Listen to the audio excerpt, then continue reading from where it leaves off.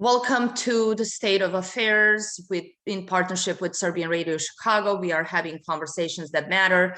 And I am joined today by a congressional candidate out of Illinois. He is running in District 14, Jim Marter. And Jim, welcome to the show. And you are not in Illinois.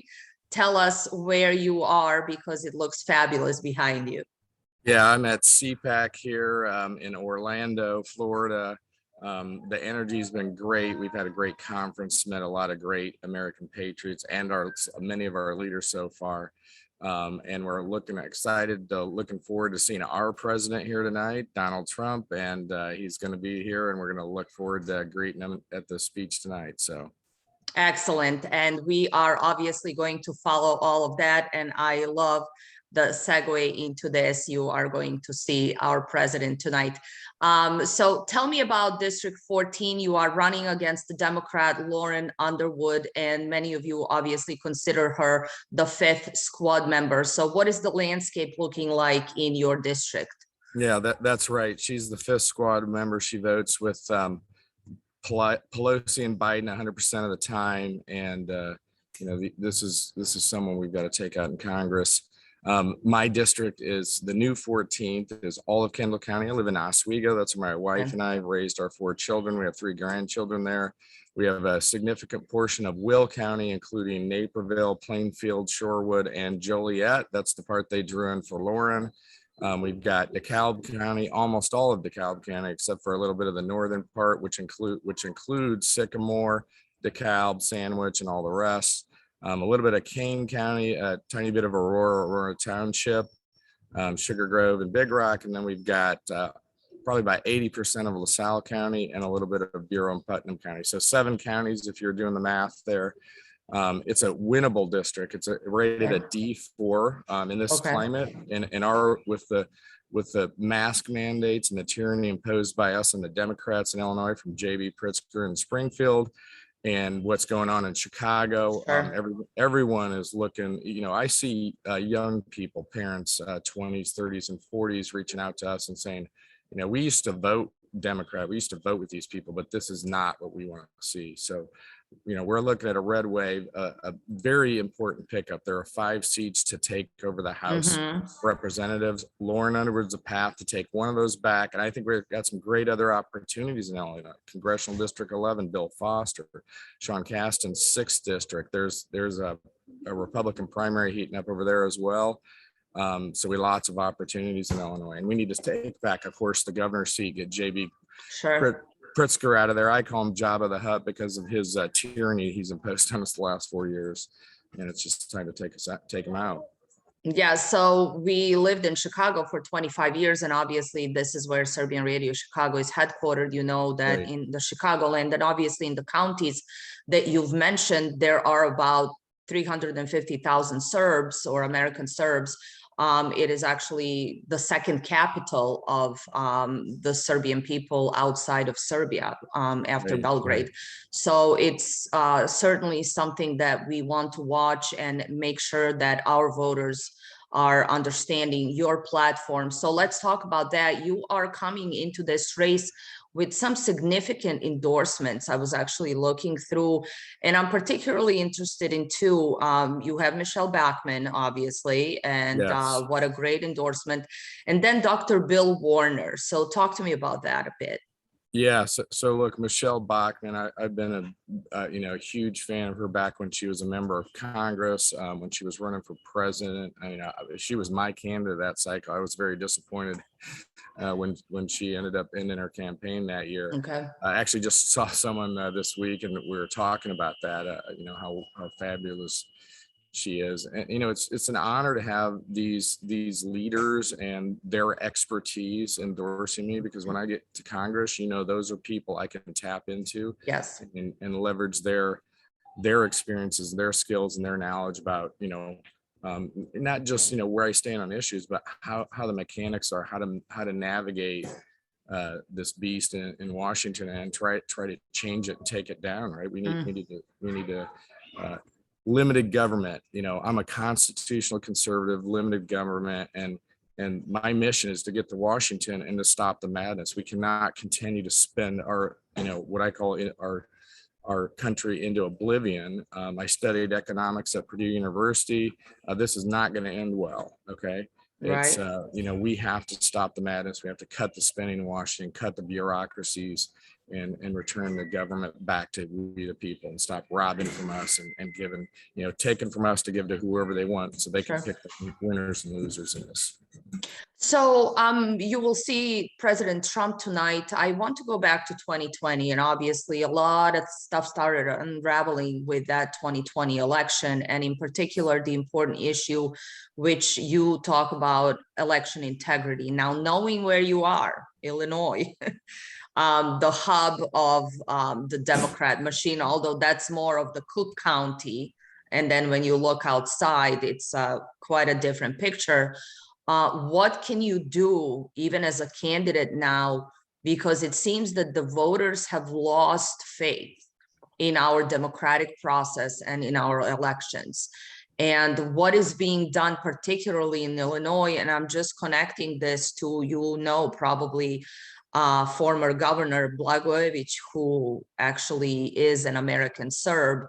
Now he's coming out and speaking on this issue quite often, and telling us that Illinois in particular has been marred in this election stuff for decades. So what are you guys doing in concrete terms to make sure that the voters really trust the system and that we're going to have free elections?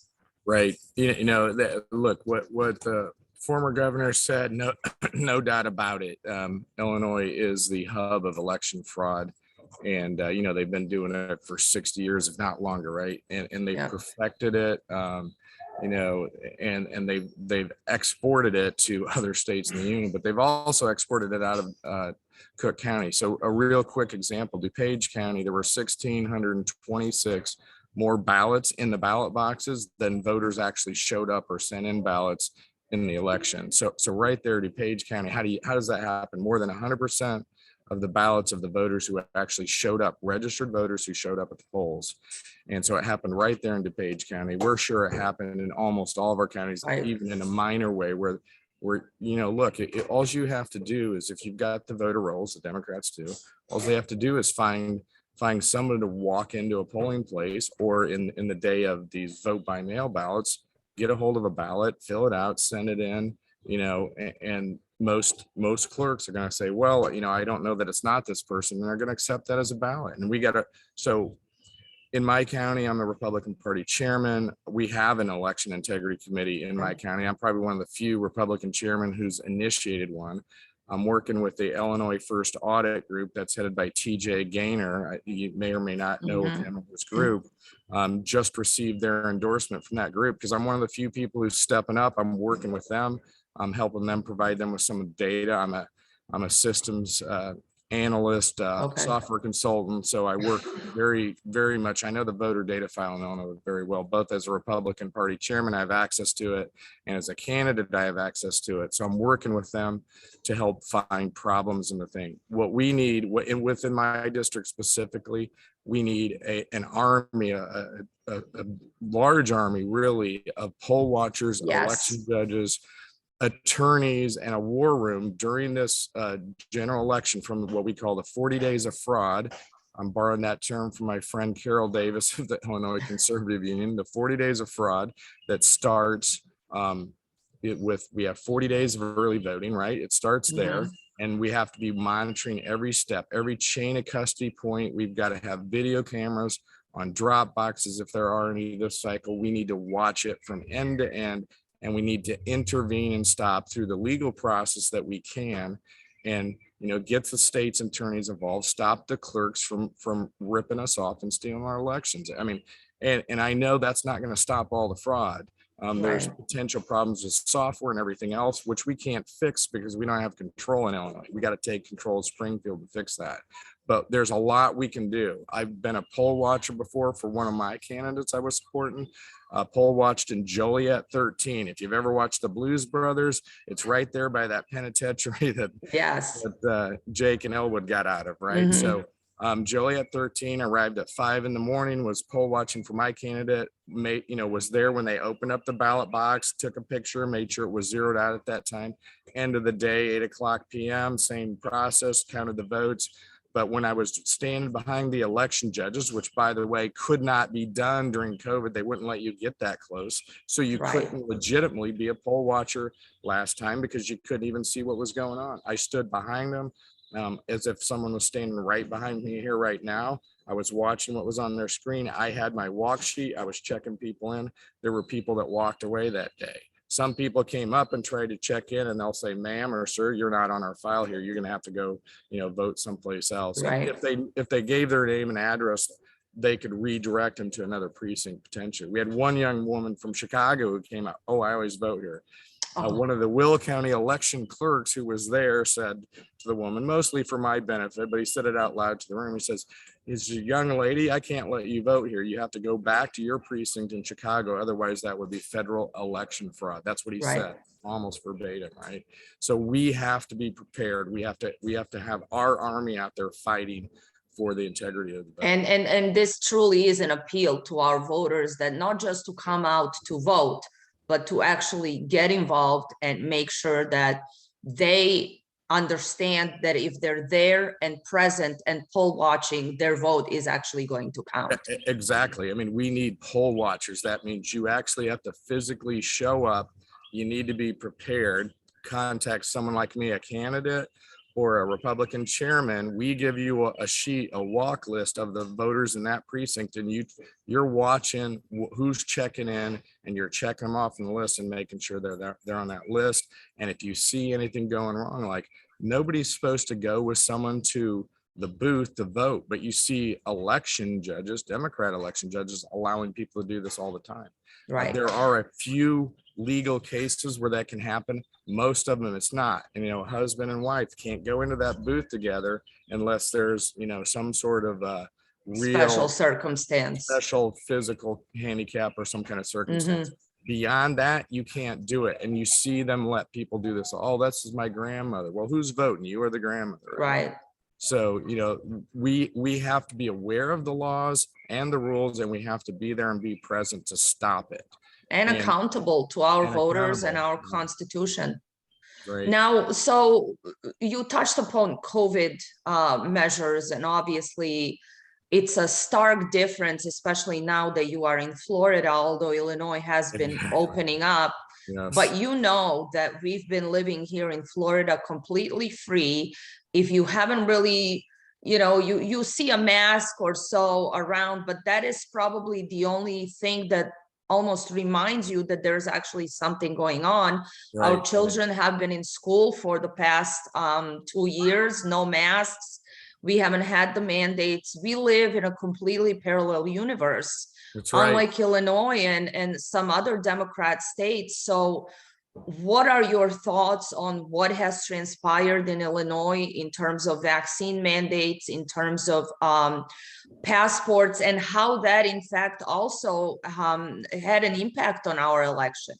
Right. Yeah. Look, first of all, it's illegal criminal discrimination what they're doing. Okay, they're not following the law. In fact, the governor was just slapped down with a temporary restraining order on his mask mandates. And then that went to the appellate court. They tossed it out. It went to the Supreme Court. They actually just tossed it out. All is moot. And here's the reason they said it was moot, because we have a rules committee that's very powerful called the Joint Committee on Administrative Rules. They call it JCAR. That committee voted 9-0 to say we're no longer tolerating that. This means the Democrats voted with Republicans on this, right? 9-0 that he cannot continue doing this. They just said that these so 30 days he could have had an executive order for this. He's been extending them every month for almost 2 years, and they just said it's illegal. So here we are. Finally, some of the Democrats come on board, and finally, because they know it's an election cycle, right? Yep. So this is why they did it, but not because it was right. Not out of conviction. Right.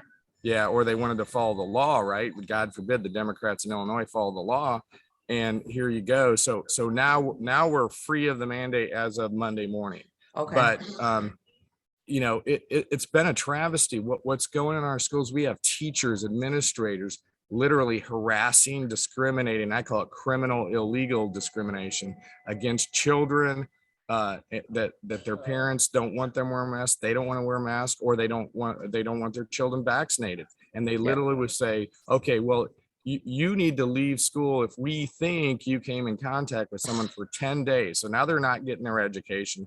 Talk about the education disruption of this. It's outrageous. We literally have children that have lost 2 years of a quality education because of this nonsense and the illegal discrimination they're doing. And they're literally shaming them, bullying them right there in school. These are teachers doing this to our children. It's disgusting. It's shameful. It's criminal. We need to stop them. And, parents are, it took a while. Parents are finally speaking out. They're mad as heck now. And we finally got this stopped in most of our school districts, but still CPS, I think, is one of the holdouts, right? Yes, it is.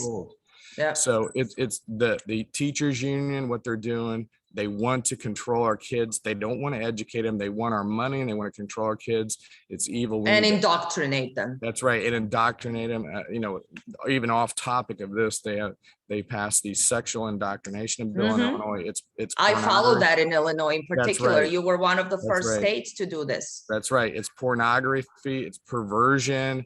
It's against God's law, and these people passed it into law and mandating all of our teachers, even the good ones, to teach this. To teach it, which is why we pulled our kids out of Illinois and brought them here to Florida. Yeah. Look, I mean, you got to do what you have to do to protect your kids. A lot of people are doing homeschooling now. The homeschoolers, God bless them, they're doing a wonderful job of escaping the tyranny and the indoctrination of the Illinois education system. So I read through some of the Illinois media reports just in terms of your district, but overall on different races. And going back again to 2020, because this is still kind of sticking out as a sore thumb for us, what happened with 2020 election, and then what happened on January 6th. And there was a particular conversation in the media about how the candidates in your district and then wider in Illinois view what happened on January 6th and now what is happening with these people that are still in prison. So would you please talk about that a bit? Absolutely. So the reporter you're referring to, that's a Russell Lassalle from the Daily Herald, right? And so so he sent a question out to all of us candidates in the 14th, probably other races too, about January 6th. Here's the thing. The question was phrased this way. It was a direct quote of what the RNC said about that day. And the way he phrased his question about it with the direct quote, he says, do you support yes or no this phrase? And then he slipped into his question that this means that, they were supporting this as an insurrection type event or a terrorist, whatever you want to call it. That, and I literally, my response to me, he didn't actually print my response. He printed a summary of it, which he clarified with me. Can I say this is accurate about what you said? Because I sent him a few paragraphs and I said, yeah, what you said was accurate. But when I saw what he printed, he didn't repent the main thing, which I said, your question's illegitimate. The way you phrased it, I said, the RNC statement about this was actually talking about the people who came there, the hundreds of thousands, maybe 500,000, maybe 1 million. I don't know how many was there, but there was a lot, right, of patriots who came there about the constitutional process, which is very constitutional, very legal. The Democrats used it against George Bush. They used it. Well, and now they're trying to get rid of it, in fact, because they know it was constitutional. Yeah, that's right. And so what I said was, number one, the people that attacked the police and that attacked the Capitol and vandalized our Capitol, that was deplorable and disgusting. He did print that about what I said. And I mean it, those people that attacked police officers, busted through barricades, did any sort of vandalism or any illegal trespassing, they need to be held accountable, which is way different than from the people who might have been there trespassing accidentally in some cases, because what it appeared to me, and you see this on video all over, is there were places where the Capitol Police were literally letting people in and telling them to come in. Now, do we know that those were really Capitol Police, the ones that we saw on video doing that? I don't know. But if they were doing that, that was completely, they should have been more prepared for that day. It never should have happened. But it seems like there was definitely groups involved in antagonizing this and making it more of a big deal than it should have been. I know one thing, America's frontline doctors and other folks, Dr. Simone Gold, I actually got to meet her, and they were there. There was supposed to be a platform, a podium set up. It got canceled by someone. We still don't know who canceled the protest or the rally that was scheduled on the Capitol area in the legitimate spot. They were supposed to have a place. Everyone went over there and nothing was set up. It got canceled and nobody told anyone. Who did that? We still don't know. Did Nancy Pelosi order that? We don't know, right? Who ordered the planned rally, which was to move from the White House lawn to over to the Capitol to continue the rally, the peaceful free rally, right? Of all of our friends and patriots. And somebody canceled that. Was it Pelosi? I don't know, but this is so he basically was twisting the RNC statement and applying it to those few hundred people that, as you just heard me, I called them deplorables and disgusting what they did. But that's limited to those. As you mentioned, do we know who these alleged police officers are? Well, also, do we really know who was in that crowd that day? That's right. Exactly. And we're getting all kinds of reports on that, but somehow they keep being sealed, and we don't really know how many provocateurs and trained agents were there, because again, coming off of that fiery summer of burning our cities down, and Chicago being one of them. That's right. And Aurora right next to me. And Aurora, exactly. So we really have no answers, but all we know is that there are still people sitting there imprisoned and treated as political prisoners, which is something that is unprecedented in our country. Exactly. Now, and here's the other, without a quick thing on that point. So I'm very against the acts that were committed that day, but even those people have their normal, regular constitutional due process rights, and the way they're being held look, most of those people are not flight risks. They're not hardened criminals. They might have committed crimes that day, as I said, disgusting and deplorable crimes. But how they're being treated, and these people are being, locked up and denied their due process. This is a crisis. That's a constitutional crisis. If there is. That is a crisis. Now, so coming off of that and speaking about Antifa and Black Lives Matter and things that have transpired and the way we are polarized today in this country in terms of literally every single issue that we just discussed, when somebody opens their mouth on one issue, you can almost just assume where they stand on a variety of things. Do you see anything that can bring back some sort of harmony where Americans can wake up to the treachery and to almost the occupation internally that we are experiencing on both ends? It's not really about Democrats, Republicans, liberals, conservatives. It's almost a spiritual war. And I don't know if all of our people really see that. We're still so divided, and there's no smallest common denominator that can bring us back together. Right. Look, I'm a Christian believer in Jesus, and we have got to talk about our faith, our family, our country. Why is our country different? Why are we unique? Because individual liberty provided to us in the founding of our country, divinely inspired. We know this to be true, and we have to bring people back to explaining why we stand for our conservative and our free values, and we've got to explain it in ways where they can understand it. Because if you talk about it in political terms, they're going to close their mind. They're going to close their eyes and ears and hearts. They're not going to listen to you. So we have got to figure out how to do a better job of bringing our message, really of individual freedom, individual liberty, and why this makes America the greatest place on earth, right? And we have to have some of these conversations. I met a gentleman last night who was giving me some great advice, really, on how do you talk to people. I'm going to talk to him more today. Hopefully I'll see him there today. But How do you message to people who are really not with us, who don't understand? They've been indoctrinated. They believe what they believe. They're a true believer. How do we bring that message to folks? But it's a challenge, but we also have to be firm in our convictions about what we're saying and how we're doing and how we're proceeding, and to speak to them and to reach out to people. And one final question. Obviously, we are now watching what is happening in Ukraine, and we are watching our president and his entire administration stumble through a foreign policy fiasco after fiasco. And Right. you know that our voters in particular, having gone through the 1990s, are acutely aware of foreign policy issues.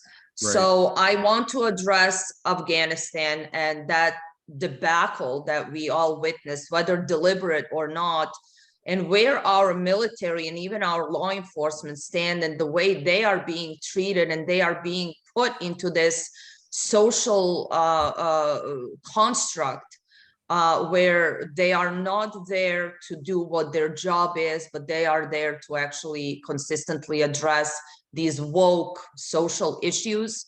But Right. now we're watching what's happening in Ukraine, and I have to tell you, and this is just more of a personal observation, all of a sudden, and this is always a good gauge for myself, if you find yourself all of a sudden agreeing with these brainless celebrities, and all of a sudden we're on the same terms with Obama, with Biden, with Victoria Nuland, who started this in 2014, handing out baked goods during Maidan.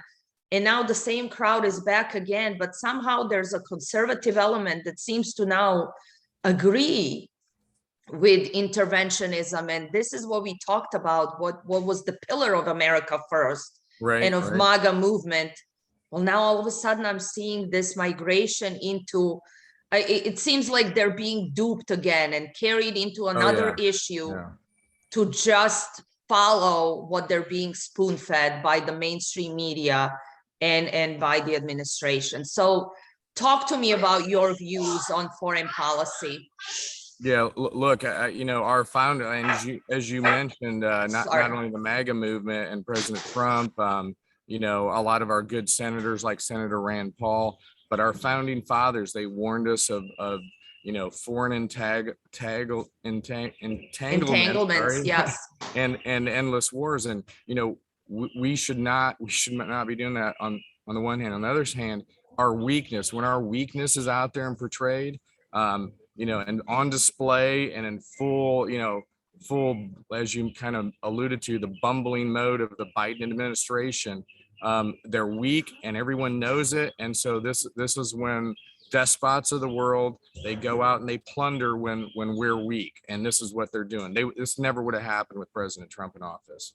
And, we have to have a strong military. We have to be prepared to use it when we have to. But we could have had a few, let's say, a show of force and a few cruise missiles, keeping most of our people at arm's length from this stuff to prevent them from even starting it. But where was Biden? There was nothing, and he did nothing. He was probably encouraging it, by the way. Who knows?